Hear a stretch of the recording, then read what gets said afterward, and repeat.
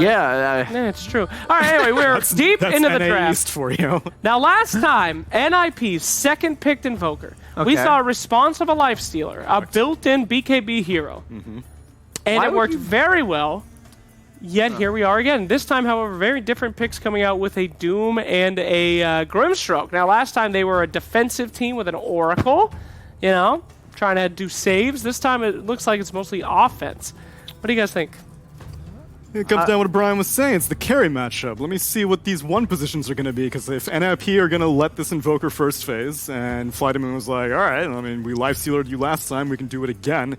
I don't think NiP will fall into the same trap of going for the Spectre as the last phase. That's why I think both of these heroes are still in the pool, because they're playing a game of chicken right now. They're setting up Lifestealer again. These bans are pretty targeted towards not only Charlie, but Lifestealer is not very good against Sven or Lycan or Night Stalker. So I would say it's quite a threat they are posing again. It's odd to me when I see a Terrorblade ban when first pick Invoker. Terrorblade, it's not like a hard counter, but they must have something coming up that they really don't want to see a Terrorblade. Maybe a Beastmaster, some offlaner like that, because Terrorblade is just not that great against Invoker. Yeah. Veno, perhaps. Oh, Veno, that's true. Good call. I always forget about that hero because he used to be getting first round banned all the time or picked. Now, you might be thinking it's a Doom Grimstroke because of that great combo of the double Doom, but Grimstroke actually very good against Pangolier as well. And as we saw, NiP does favor this hero very heavily. So Says a lot about really their a win win-win. rate. Yes, That Pango hero- not great. You know the beauty part of Dota sometimes is they say there's nothing to learn from pubs, but you just have to pay attention to the hero spammers. Yes. And if you know what hero they spam, just pay attention to their rank. It will correlate to how good or bad that hero is. And let's just say I have some accurate facts or cited resources. You've Yeah. taken a good look at some of them? Yeah, Oh. looky Okay. at this hero, and Pangolier is not very good right now. Dang. Witch Doctor coming through right here.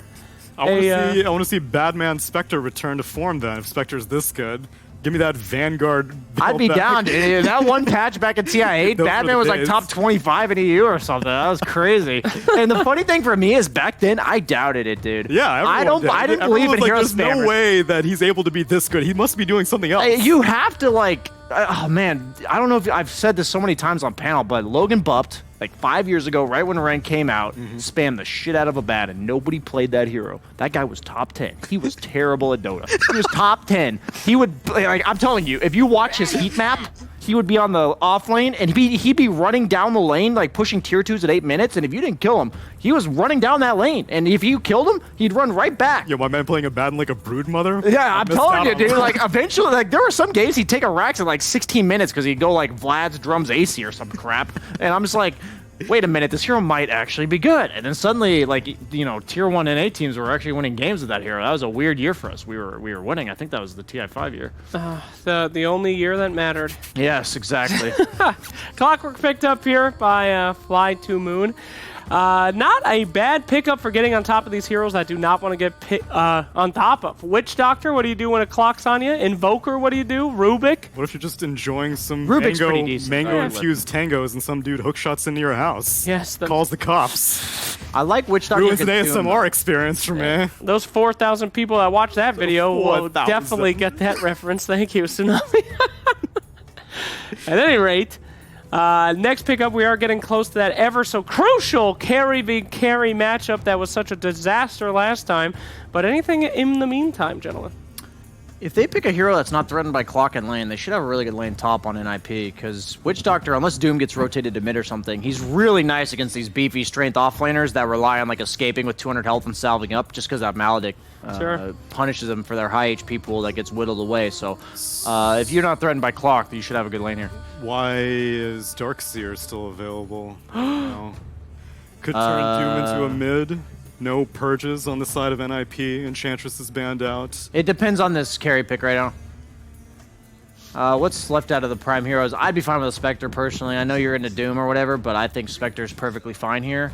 And even though you would be dealing with a Lifestealer then you just pick some offlaner like Slardar or Beastmaster, and suddenly the Spectre matchup's really not that bad anymore. So what makes Spectre okay in this game? Was so bad in the last? What I'm saying is Spectre against Lifestealer is not... Okay, so they actually did not pick the Lifestealer. Oh! That's fascinating. Thieved. Huh.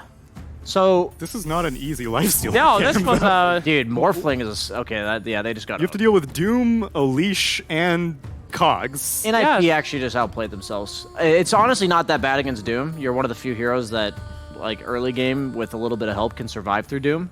You also lane against him pretty decently, but, like, by no means kill is him. Yeah, you runs away from you all the time. What I'm saying is it's not a great matchup, but you're like, if you're picking your carry fourth like this, you're usually saying like, okay, we just want him to have a good start. He'll set up some space on the map, and him plus Invoker is kind of like a duo core. But Morphling, man, look at that. This is a pretty fantastic Morphling game. One of the most unplayable matchups for Lifestealer. He just steals your rage and then gets a Scotty and has 50 armor. Look at him gyrate. That is the most hideous thing. Both Morphling for the Arcana, so he gets a new goddamn model. What the hell is that? He needs the Viper treatment on. He needs to be purged from this universe. He needs the Viper Slardar treatment. Oh my god, my eyes! Looking like a Will Smith genie over You skipped leg day, I think. Oh god. This is horrific. That looks like Sonic, the movie Sonic the first try. That is goddamn hideous. Valve, what are you doing? They should print off that picture and put it on everyone's door until it's fixed. What the Anyway. They actually banned AA Core potentially. Maybe Core Rubik they thought might be happening because they do have 2 supports already on NiP and they just banned the AA. I like the Beastmaster ban. It's also good against the Doom, and they really need some damage amplification on NiP. Like, they need Lifestealer to not feel like he's the only damage against this Morphling. So either some serious damage coming out from the offlane hero themselves or a hero that seriously amps up that Lifestealer's damage. And I believe Slardar is my last pick. Did they ban out pick their own here. Slardar, which would have been pretty good for them? Well, Slardar is also very good against Lifestealer, and they have the first pick. And you said they could rotate it to mid, right? The Doom. Yeah, that's fair. So Slardar's pretty nice against Invoker as well. And Morphling's a great right clicker to follow that Corrosive Haze up. He can always follow from range and hits for like 250 with just stats. Why is no one picking Darkseer still? What's going on? I don't think Darkseer has to be picked. It's not the greatest against Doom. Like, the matchup's okay, but they also, like, Witch Doctor Lifestealer's pretty good. Visage? Okay, I'm down. They're taking a page out of the secret book here. So you're thinking mid-Visage? It's Visage. Visage? I'm just Well, I rarely question Slacks on pronunciations. No, it's Visage. He says Visage. I'm skeptical now. You're questioning yourself. I got you. Well, it's no better than how about some Capitalist Pangolier? Pro Ranger. Whoa! Okay. They have 2 BKB piercing black hole cancels. Yes. Let's talk about how Enigma ever cast Black Hole. You get doomed, you get silenced, you get cogged, and you know, striked. You get stunned, you get familiar stunned. Silenced. This will be, if Enigma wins this game, I will say if he can pull off one successful Black Hole, the greatest Enigma game in history. Okay. How in the living hell is he ever going to ult? I don't I'm totally ready for them to win now off the back of like 2 sick Black Holes. Goodness gracious, look at those odds. Generous odds, I must say. FlyToMoon. I mean, maybe I'm being a little too harsh, but this seems like a very hard Enigma. Even the Lifestealer isn't that enabled. Brian, you want some damage amplification. You don't have that. You don't have a vehicle for the Lifestealer. What's going on here? So here's the beauty of this game. Okay. The only win condition I can think of for NiP is that if Enigma manages to black hole the Morphling, and if Morphling's dead, the fights are quite hard for FlyToMoon to take. However, it's the beauty of the game. If this Morphling, if if the Morphling gets Aegis, I don't think NiP can do shit. Like, I think like if he has an Aegis, their game plan is null. Like, so I would say my win condition for FlyToMoon is to get an Aegis this game. If they pull off a single Roche, I'm almost certain they will win this game. Like, it doesn't matter when that Roche is, but Morphling will be absolutely unkillable, and that Morphling versus Lifestealer matchup. I'm gonna start predicting drafts sheerly based on the carry matchup, and Morphling Lifestealer is like a 90-10. Like, that's a really bad matchup. Is Lifestealer good against anybody? Hey, he's good against any hero with low physical. On this team. Oh, Okay, don't worry about it. So who's gonna win? Quick. I got a game to get to. FlyToMoon. Morphling team? the not Enigma team. The not Enigma team. Well, I'm going to go with NiP because people will think it's a meme if they lose, and if they win, I'm going to look like a goddamn genius. You know, we do have some geniuses in house, though. How about we throw to them? Ladies and germs, it is the Kappa Jenka combo. Ew.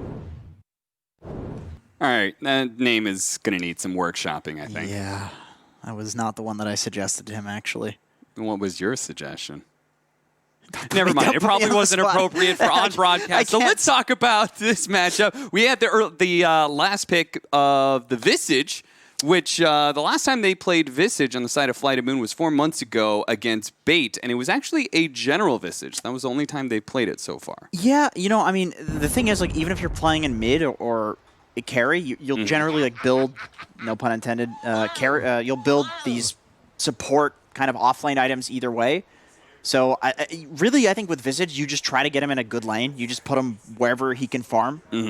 And yeah, I think he would do perfectly fine in the offlane, just as fine as he would do against like an Invoker, for example. And it is going to be mid. The last time Iceberg played Visage, I think he's only played it 4 times in his professional career, and the last time he played it was February of 2019. Oh, okay. Yeah, so it's been a minute. I have no doubt that this is something they've probably played in scrims and such, but in professional matches, not a lengthy history. He doesn't play it in pubs. I can tell you that. Okay, well, then we're left with only scrims at that point in time. Yeah, I would say it doesn't feel like an Iceberg hero to me. it doesn't. It's not like flashy enough. No, it's not. Whoa, that was supersonic. Yeah, Speaking of Sonic. time to get to the game. Okay, so I do agree with the panel in this. Okay, you're right. Totally right. General Visage, Core Visage. Yep, that'll be fine, I think. He'll do fine in this lane. I mean, it's a Lifestealer. What does a Lifestealer Witch Doctor do to a ranged hero? Lifestealer just sits there and hits creeps. Yeah, and we were talking about this while they were on panel, and I asked you, Doom versus Invoker, that's probably fine, right? Yeah, oh, for sure. Doom will just farm. I mean, the thing is, if you get a rotation, the Invoker does have the damage to kill the Doom. If he's Quas Exort, if he's Quas Wex, he can drain his mana. Well, Doom, you just win anything. You just push the wave with Scorched Earth and then go jungle. Yeah, you just kind of exist with Devour and have tons of regen. And yeah, it's a very easy mid hero to play, to be quite frank. I think this is... I legitimately like Enigma in this game. I think that the panel was overrating the Black Hole cancel. Okay. He's going to get a BKB. It's hard to Doom the Enigma because you have to get close to Doom. The Visage Birds are terrible because they have to walk into the hole.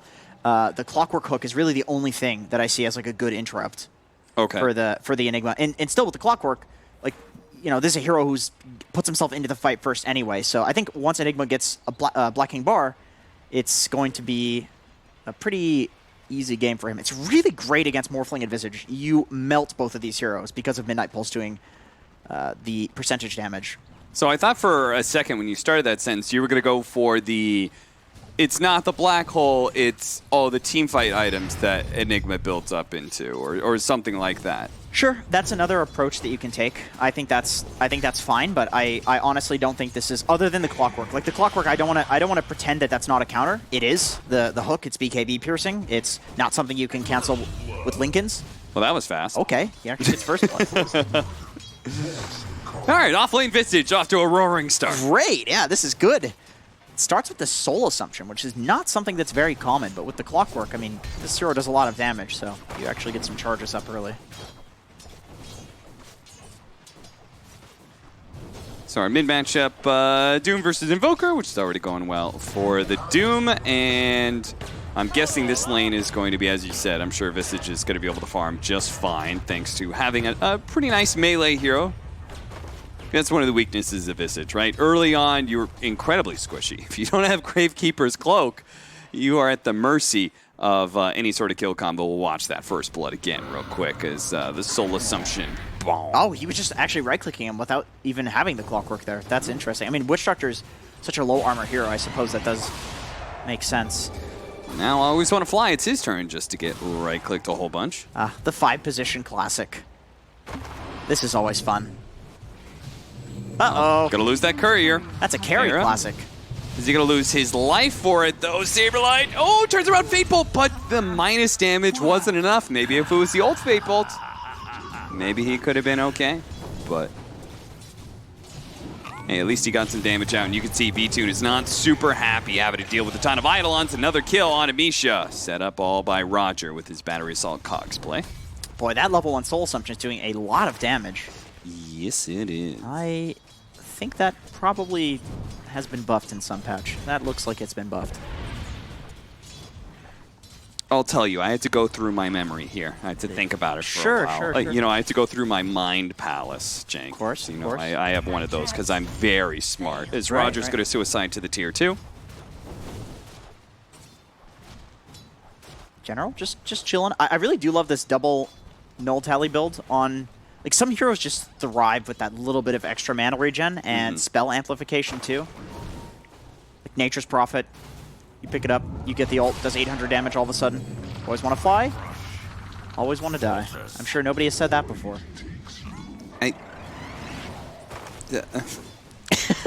That's it? All right. I'm pretty sure you said that yesterday. No. Or something when we cast it together. Don't lie straight I think to you my face. literally said that exact same joke and then also said, I'm sure no one said that before. Doug, you were casting with Lacoste yesterday. Okay, then maybe it was Lacoste. Maybe you guys are on the same wavelength. But either way, both of you are right. Dude, Slacks call me Brian? Now you're thinking I'm Lacoste? What is this? I mean, I'm sorry. You guys are making literally the exact same word-for-word joke. Forgive me if I'm mixing the two of you. It's okay. He's, you know, I'll take that. That's a compliment. Lacoste is one of the greatest. Yeah. Oh, that looked like it. Is this a replay? Yeah, we went forward 1 second. Oh, I see. 4-minute power runes are coming up. Iceberg found the Ice Ogre, which is protecting him from all that minus armor from the Forge Spirit. That is how you beat lava with ice. That's my Pokemon training coming to the fore there. I believe that's the complete opposite of how it works. No. Oh, okay. I'll take your word As for you it. can see from Dota 2, this is how it works, Jenkins. Oh, that is ice true. freezes lava. You know, scientists have probably done that. I don't think there's anything that can't be frozen. Okay. Does Charlie not have rage? Nope. No, rage. Charlie does not have rage, so Charlie almost dies. That's funny. I think General was saving the Soul Assumption because he's like, oh, he's clearly going to rage this, right? Ooh, Iceberg gets a solo kill. Oh, With big double boy damage. kill with the DD, and he's got a healing salve in his pocket, too. Yeah, I think he would probably suicide to the tower if it wasn't for having a salve, but Yep. man. And the fact that he's a Doom with level 2 Devour, so you've got shit tons of regen. Yeah, that's always nice. I love how manly Roger plays on every one of these heroes. Like, it's especially important on this Clockwork because Visage is low armor, and like you said, without the Gravekeepers, he's actually pretty squishy to these heroes. So somebody needs to run in and tank, and it is certainly not General. So I finally found I went through the filing cabinets, finally found it. Okay. 726B, Soul Assumption damage per charge reduced to plus 20. But in the most recent B patch of 727, Soul Assumption mana cost now scales. It used to be 150 at all levels, but now it starts at 135, which we did see he was spamming quite a lot. So you're telling me that they've reduced the damage on it? That is word for word what it said, yes. Wow. That is a lot of damage, surprisingly. Run away, Roger. Nice separation there with the cogs. And that Maledict will definitely do enough damage. Yep, that's what I was going to say. It was definitely going to do enough damage to kill him. Always want to fly. He puts the Inkswell on V2 before he goes down to Supreme Sunstrike. I'm not sure what he was supposed to do with that Inkswell, but we can see that bottom lane continues to go very well for the Enigma. He likes this matchup against Morphling, because Morphling, what do you do?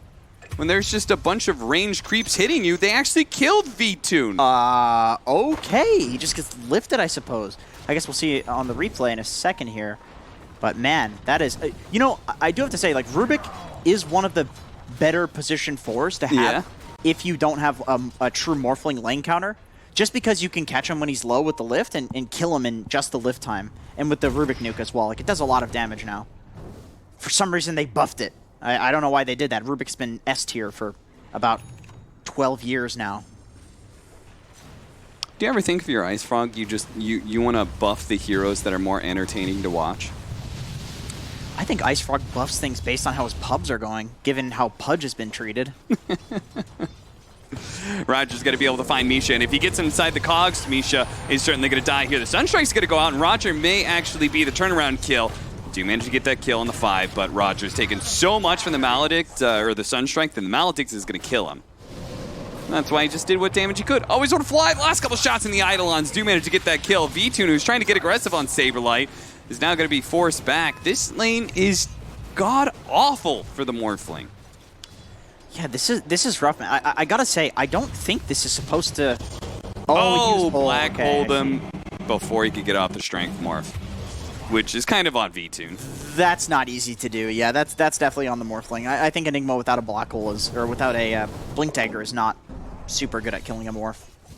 Misha with the rotation on Iceberg. This is really big. They need this to work. Sunstrike! Oh, just off the mark. Just off, and as a result, Iceberg. Uh-oh, that's not... Telekinesis, okay. He was gonna live, and now he's gonna die.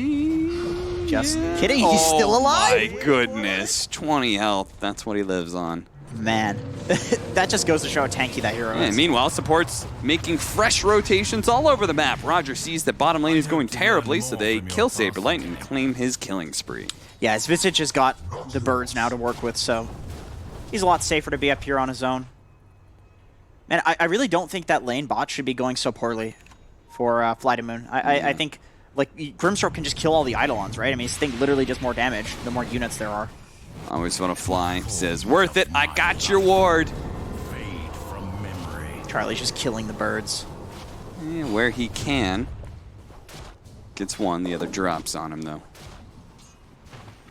Only 40-second cooldown on the resummon. Not bad. Lets him solo to have the birds in front of him like this. So, you know, worthy sacrifice.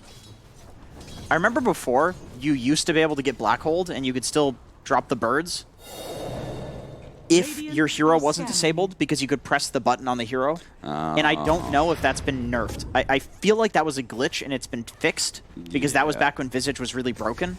Yeah. Like very literally broken. That was a long time ago, yeah. Yeah. So I imagine that's been fixed, but we'll see. General will probably try it in this game, because why not? Nice read by Charlie there to abandon his safe lane, as if he'd stuck around for 30 seconds, then Iceberg would have wrapped behind that tier 1 tower, gotten the Doom on him, and he would have certainly died. So Charlie instead goes to the bottom lane. They're going to trade out tier 1 towers, and they're even going to be able to catch Always Want to Fly. Tier 1 for tier 1. Not really bad or good for either team. It's just that if it's like, you know, Prisoner's Dilemma, if one of the teams doesn't do this, then it's just really bad. Yeah. So you both just kind of have to do it, and it equalizes. Yeah, both offlaners are kind of similar in that regard, right? Once they take the safe lane away, they're very efficient at being able to take over the enemy jungle, because they both have a summon. Yeah. Classic Dota. A little bit of mirroring there, but is Ninjas of Pajamas going to shatter that mirror by making a fast play into mid before FlyToMoon can expect it? Well, it seems like Roger does expect it, as he plays the hard bottom left. The safest possible place you can be away from the ganks. Always Want to Fly. He'll position himself a little bit more aggressively, probably because that's exactly what he wants, for Ninjas of Pajamas to target him rather than anybody else. Not sure if you want to play Grimstroke that way, but it is how Always Want to Fly has always done things. Yeah, he's not afraid. So I really like this play from NiP. They force FlyToMoon to all rotate towards the mid lane. They alacrity the siege creep, and then they just say, all right, you're all here, let's go farm.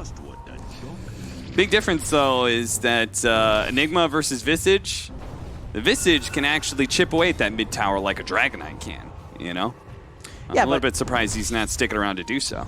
You know, you could also argue if you have Enigma, then it's like this hero's way better in the late game than a Visage, so sure, you're kind of cool with the game stalling out like this and being slow.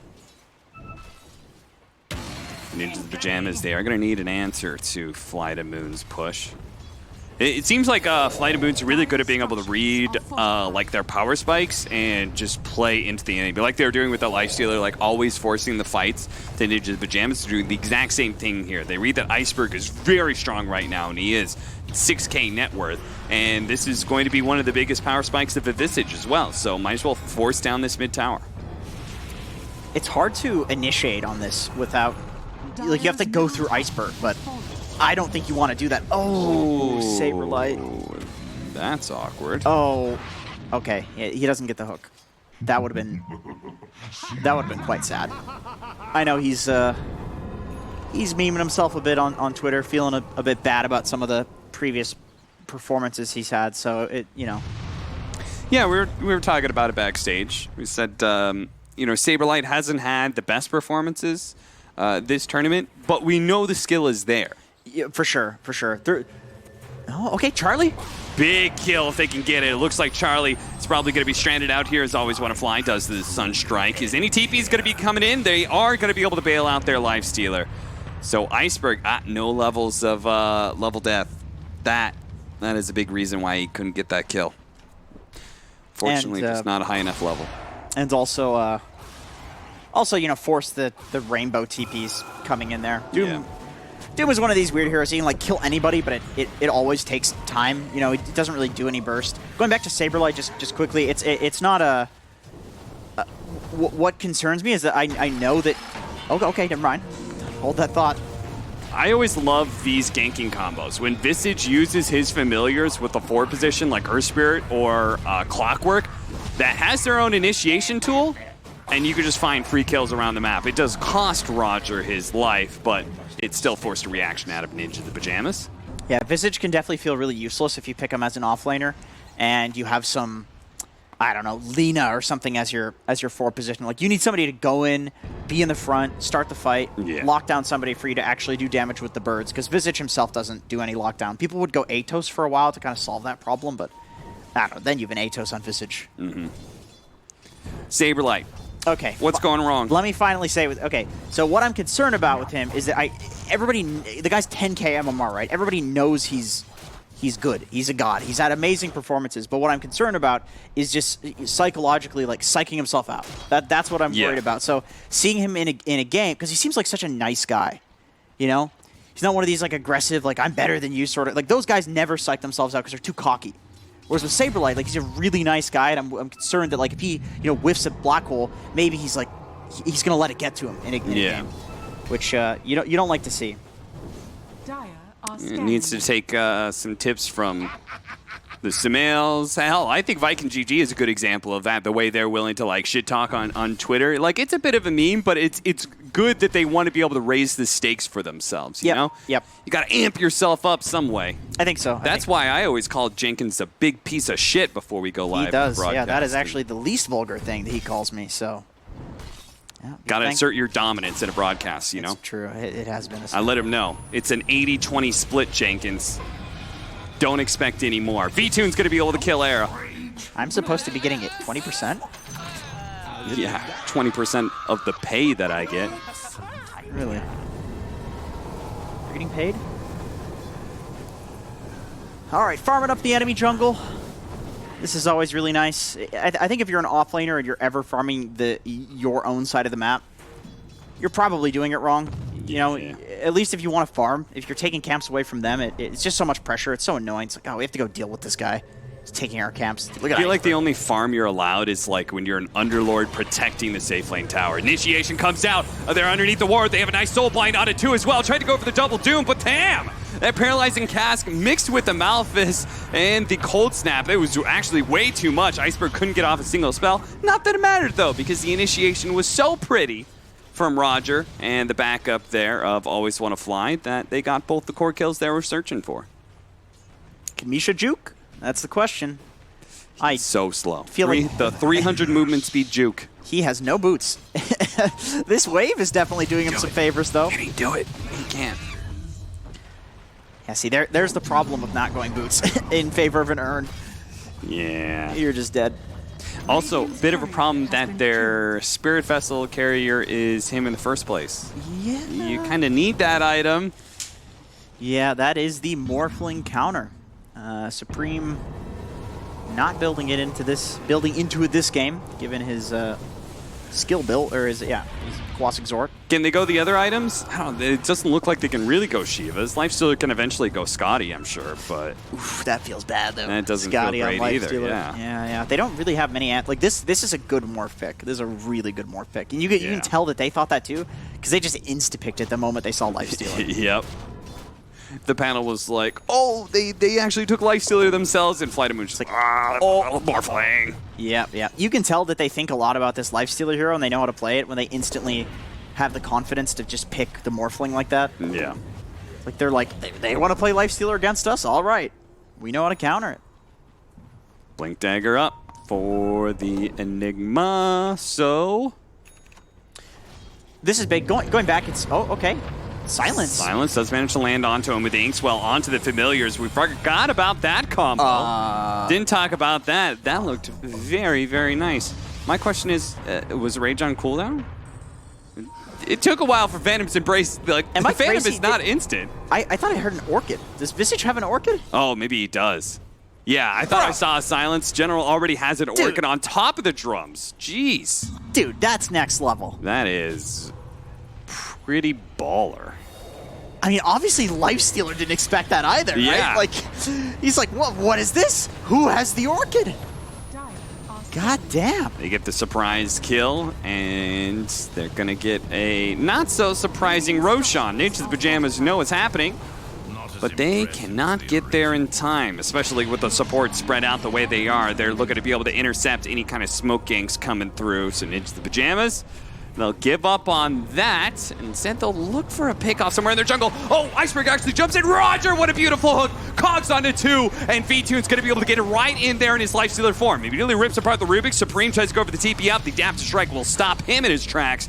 No getting away from this team fight, sir. God, despite Iceberg not getting Doom off in every one of these fights, they're still destroying just because V-Tune is so huge. And General. It was a 2 for 2, so that wasn't actually the worst thing in the world for Ninjas in Pajamas. Yeah, it could be worse. It is on their side of the map though, which means you lose objectives when you die. So that's really the big problem there. And then you lose Supreme, which I suppose Iceberg is the trade for that. Mouse Fist first, paralyzing cask, and he broke it. Oh no! That sucks. That was the last tick of battery assault, wasn't it? It was one of the last ticks at least. Yeah. God, that's so funny. you love playing Necrovook into like Leshracs and Clockworks and Gyrocopters. Remember when the counter to Medusa was just 5 Necros? When she used to kill summon units instantly? Yeah. Just blow her up with the Necro explosion. That's so funny. Those were the days back when Medusa was actually good. You don't think she's good right now? I think good teams can make it work, but I think good teams can make a lot of garbage work, you know? Yeah, we saw Secret just win with Omni Knight. Yeah, they want to try things. Different heroes being drafted on the enemy team obviously calls for different picks. And pubs, it's a whole different story. It's the beauty of Dota, and the best teams very often hold like very experienced captains who have gone through the cycle of life that is Dota so many times in a row that they're just like, I know when a garbage hero is still viable because I've played 20 metas where he was a really good pick. Stolen Doom. X kind of strategy. Stolen Doom that could be turned around on Iceberg if they want to. Instead, it's just going to be a BKB forced and a Doom lost for FlyToMoon. Not the initiation that Iceberg's has been hoping for, man. It's just not been going well for him. God, yeah, that's quite a few botched initiations. Even with the BKB, I almost feel like he's kind of rushing them because he finally got the BKB, and he's like, all right, this is when it goes well. Yeah. And then all of a sudden, it's on a Lifestealer who... I kind of wish he would just let Roger initiate for him, you know? Like, he's always trying to go first. Right. This is definitely one of those, like... I don't want to call it tilt, because it's not that. That's everybody calls anything tilt in Dota, but it's more like pressure, anxiety almost. Like, finally he gets the BKB, he wants to go in, just take any fight. It's like, come on, fight us. Like, we're winning. Like, please fight me. Yeah. But then it's just too deep. This is good, though.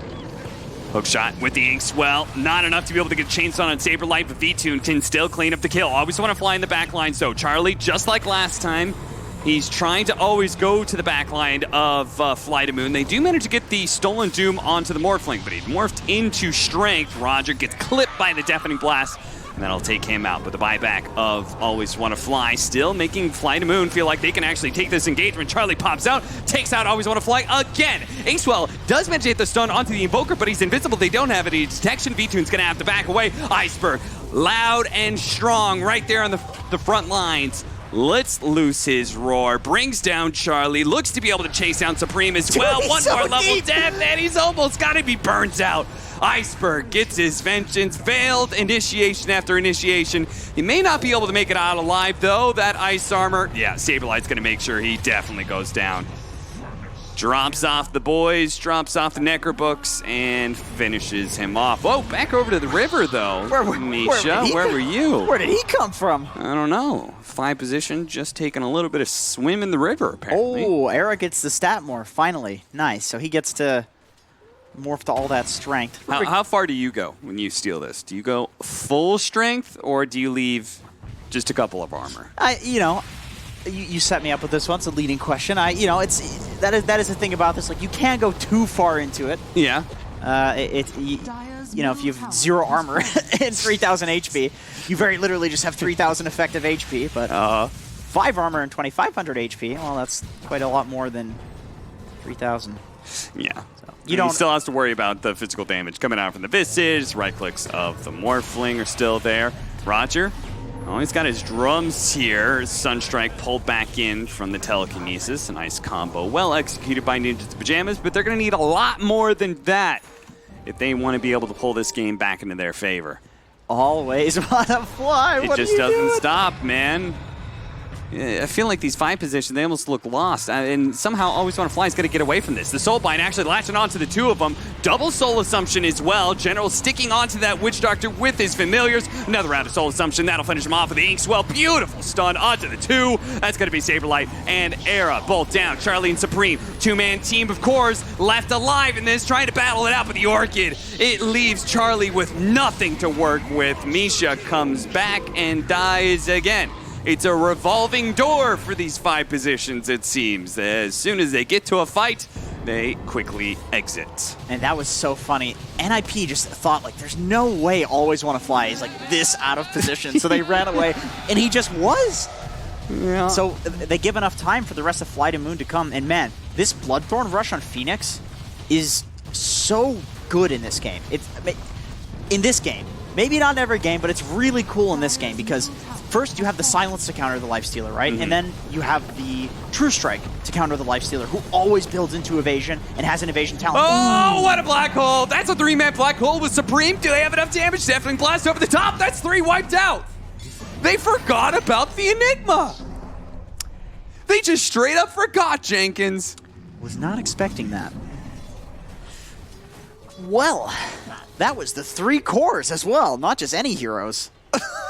I mean, he was like, all right, this is looking like game over. FlyToMoon. Yeah. Tier 3, melee barracks, and all of a sudden. I mean, they did still get that objective, but... Yeah, they get the racks, you know.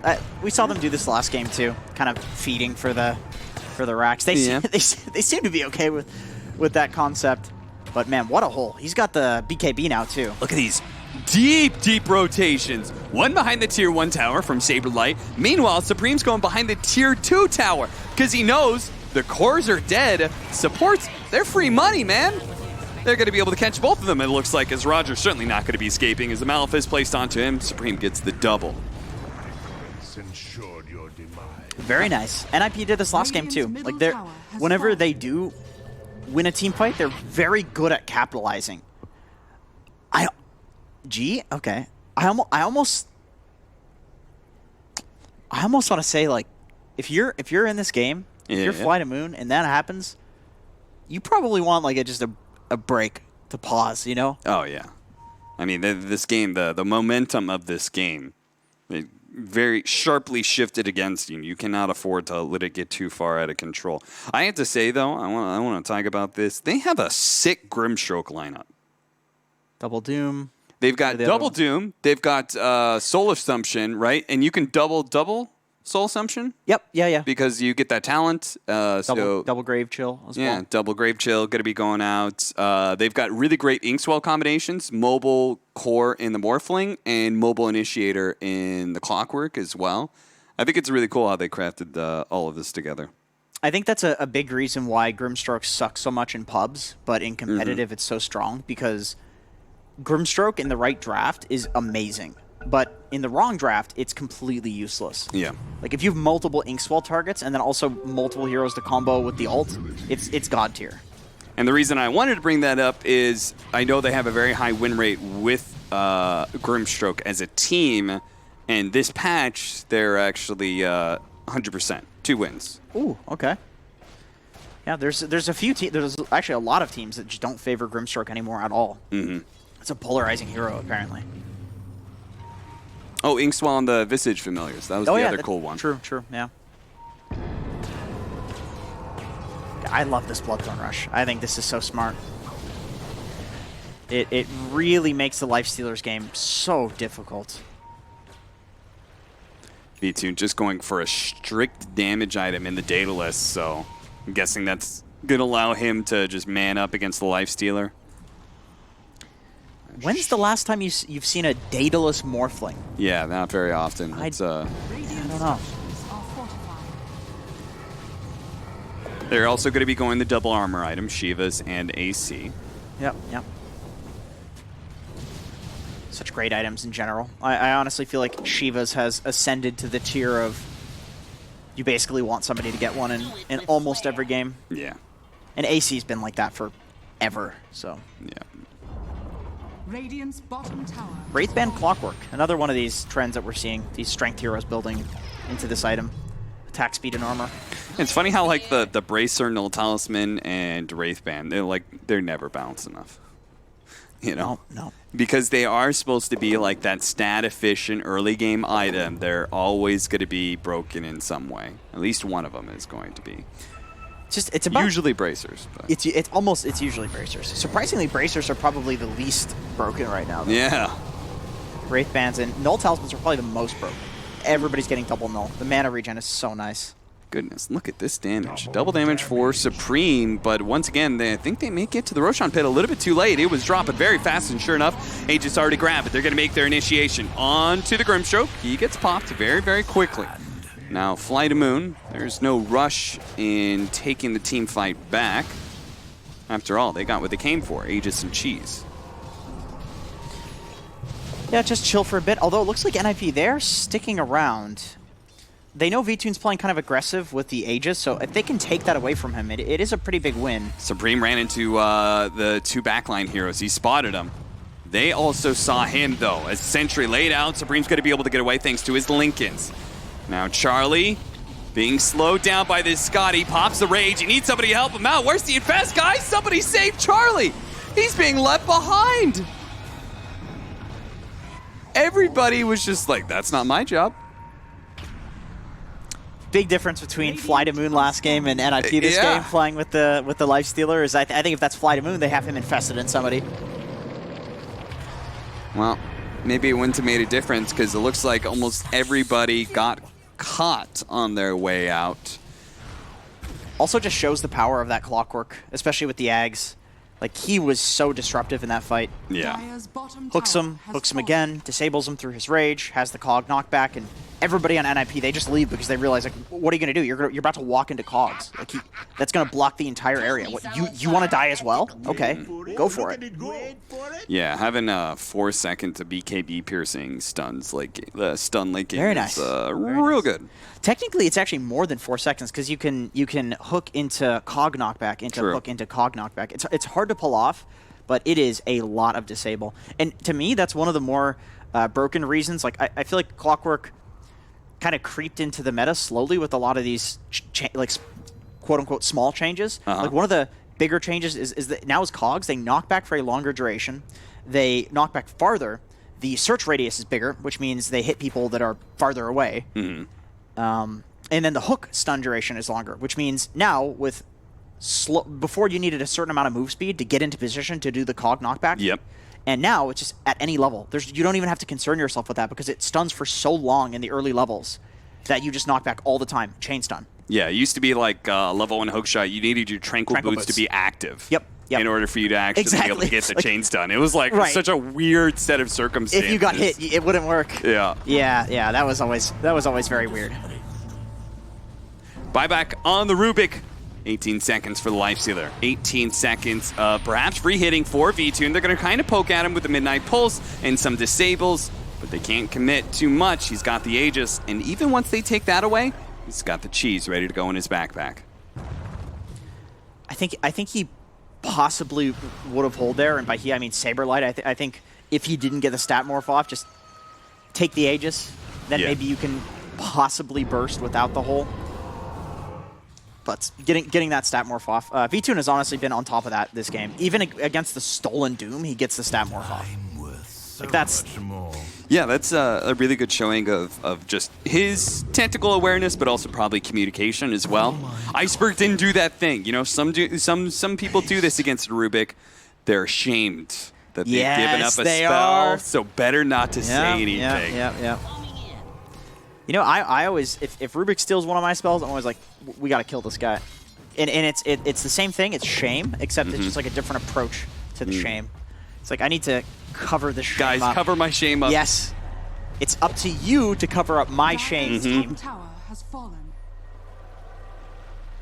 And then sometimes you have these teammates that passive-aggressively let the Rubik walk off with your spell because it's like, you got it stolen. You suck. Kill him, please. Dire's structures are fortified. V2. He was a Lifestealer the last game, and he's a Lifestealer this game. He's going to be doing the same sieging tactic, waiting until Rage is off cooldown. And then once it is, hit the buildings. At the sign of any distress, he pops the Rage and backs up. Look at that Lifesteal. Man. It looks like he has a Satanic. It really does. Just morphling things right there. Morphling.